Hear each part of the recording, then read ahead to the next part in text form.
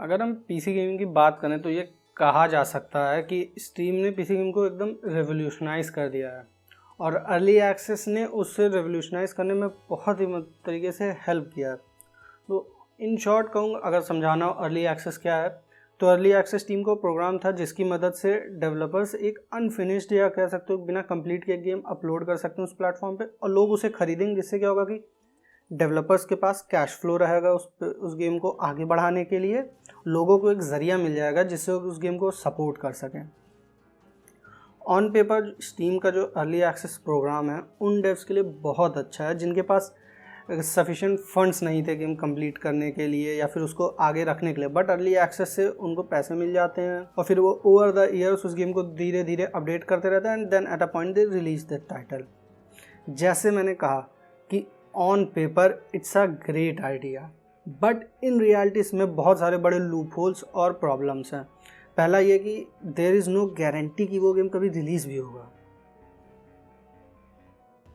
ऐसे कई गेम्स हैं जो स्टार्ट तो हुए अर्ली एक्सेस में, बट कुछ टाइम भी बाद डेव्स में उसको धीरे धीरे अपडेट करने का जो बीच का टाइम फ्रेम था वो कम कर दिया। धीरे धीरे अपडेट्स भी छोटे होते गए and then there was a point that the game just stop receiving updates और जिसने भी उस गेम को ख़रीदा था they never got to play the final product. और अगर तुमको लगता है कि अर्ली एक्सेस बुरा है, then Kickstarter is the worst.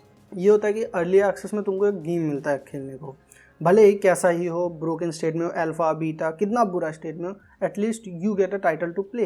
लेकिन किक स्टार्टर में ऐसा कुछ नहीं होता। तुमको एक स्ट्रेंजर से एक प्रॉमिस मिलता है कि अगर उसका मन हुआ तो वो तुमको गेम देगा। He is not obliged to do that, it's his choice. तो कह सकते हो कि ये गैम्बल है। बहुत सारे हमने देखे जिसमें लोगों ने बहुत पैसा मिला लेकिन बस दे अबैंडन द गेम। मैं ये नहीं कह रहा हूँ कि यार किक स्टार्टर बहुत ही बुरा है। It can help lot of developers. कुछ मामलों में किक स्टार्टर से कुछ बहुत ही बढ़िया टाइटल सामने आया, but for the majority you can say that kick starter but पैसे ऐंठने का तरीका होता है। I can see people making the argument कि अगर अर्ली एक्सेस या किक स्टार्टर ना होता तो डेव्स को गेम के लिए सफिशिएंट फंड्स नहीं मिलते, जो कि यार बिल्कुल सही बात है। It's a fair point. अगर अर्ली एक्सेस नहीं होता तो गेम जैसे कि shovel night, Subnautica, darkest dungeon and fricking Minecraft, I mean can you imagine a game bigger than Minecraft. Minecraft ने तो बहुतों का करियर जंप स्टार्ट किया है। और अर्ली एक्सेस से एक अगली बड़ी प्रॉब्लम आती है कि किसी भी गेम को अर्ली एक्सेस में कब लाया जाए और उसको कब रिलीज़ किया जाए।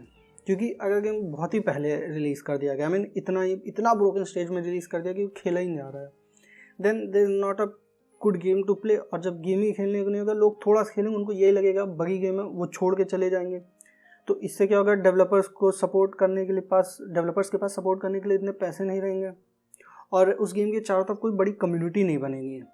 एंड फॉर अ गेम इधर बिग और small, it does not matter any size of game, to be successful you need communities around it. जैसे कि तुम गेम्स देख लो, आर्क हो गया, कोनन हो गया, या फिर फेमसली रस्ट हो गया, या डीजी देख लो, ये सब रिलीज हुए थे बहुत ब्रोकन स्टेट में थे, मतलब इनको सही से खेला भी नहीं जा सकता। बट कुछ लोग इसके साथ लगे रहे, डेव्स ने अपडेट किया एंड देन गेम अभी भी ये सारे अभी भी अर्ली एक्सेस में, लेकिन still these are really big game. Developer ने बहुत सारे पैसे कमाए हैं। ये ऐसा इसलिए क्योंकि इनके पास एक स्ट्रॉन्ग कम्युनिटी थी जो उस गेम को हर टाइम सपोर्ट करते रहते थे।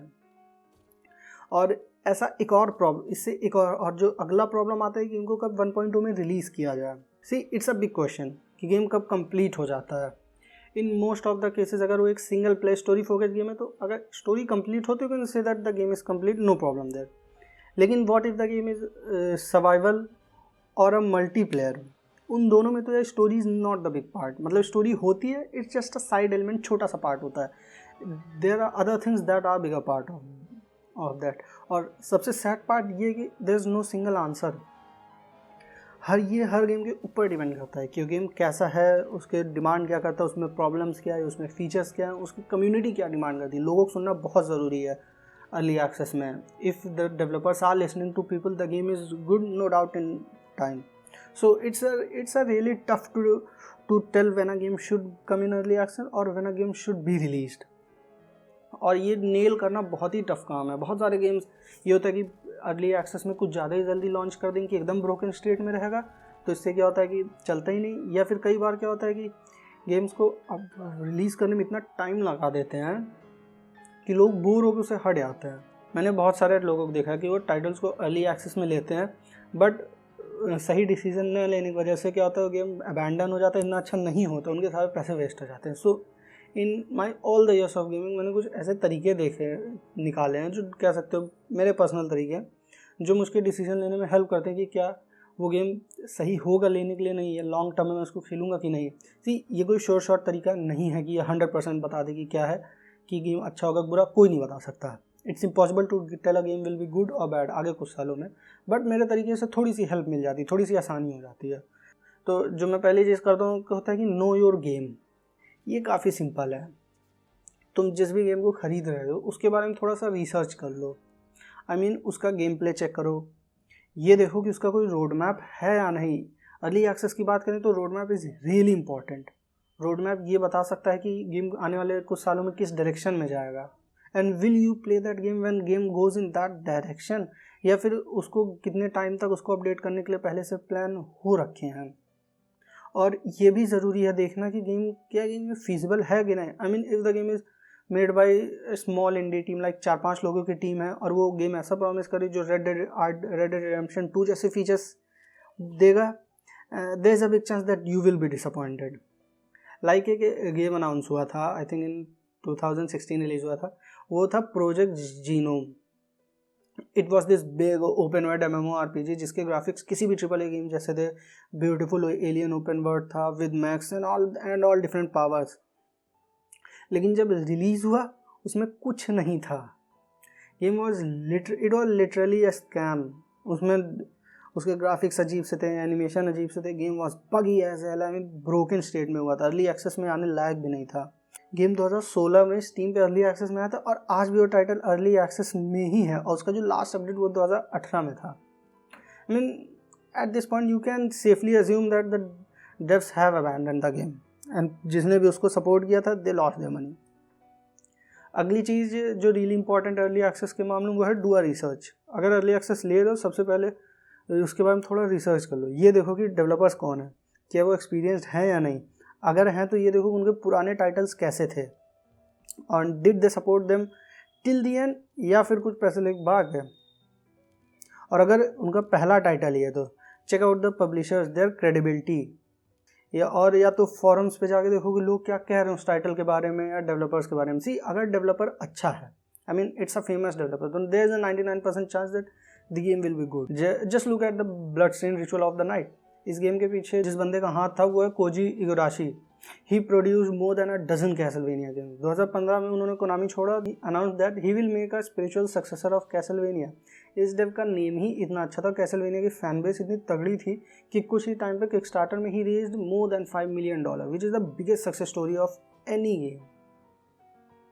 और भी कई टाइटल्स हैं, जैसे हेडीज ले लो, सुपर जायंट्स का टाइटल था, ये 2 साल अर्ली एक्सेस में था, और फिर 2020 में अर्ली गेम 1.0 पे रिलीज हुआ। एंड ये बहुत से लोगों का 2020 का बेस्ट टाइटल है, क्योंकि यार it was super giant game. Super giants के तुम पुराने कोई भी ट्रैक रिकॉर्ड देखा लो, बहुत ही बढ़िया रहता था। इन पिछले कुछ सालों में अर्ली एक्सेस गेम कुछ ज़्यादा ही हमको देखने को मिले हैं, कि ऑलमोस्ट हर 5 में से 3 टाइटल तो अर्ली एक्सेस ही होता है, जिसमें से बहुत सारे डेवलपर्स जेन्युइन होते हैं, टाइटल्स अच्छे होते हैं, बट स्टिल इसमें कुछ ऐसे अर्ली एक्सेस भी होते हैं कुछ ऐसे टाइटल्स भी होते हैं जो अर्ली एक्सेस को ढाल की तरह यूज़ करते हैं, कि अगर गेम को कोई भी कहता है कि बहुत बुरा है, बहुत बगी है वो, तो ये अर्ली एक्सेस वाले डाल आगे कर देते हैं, game is still in early access. But भाई दूसरी time some best of the best games भी अर्ली एक्सेस में थे, जैसे कि Subnautica, This War of Mine, Risk of Rain, Don't Starve, Slay the Spire, Deep Rock Galactic and many other. See if not for early access हमें इस game कुछ भी खेलने नहीं मिलता, और these are some of the best titles of this genres. Early access is like a दुधारी तलवार। इसमें अगर कुछ अच्छे गेम्स हैं तो बहुत सारे बुरे भी होंगे, everyone have some bad apples. तो अगली बार अगर कोई अर्ली एक्सेस टाइटल लेने जाओगे तो ये ज़रूर देखना कि क्या तुम्हारे पैसे सही जगह जा रहे हैं या नहीं।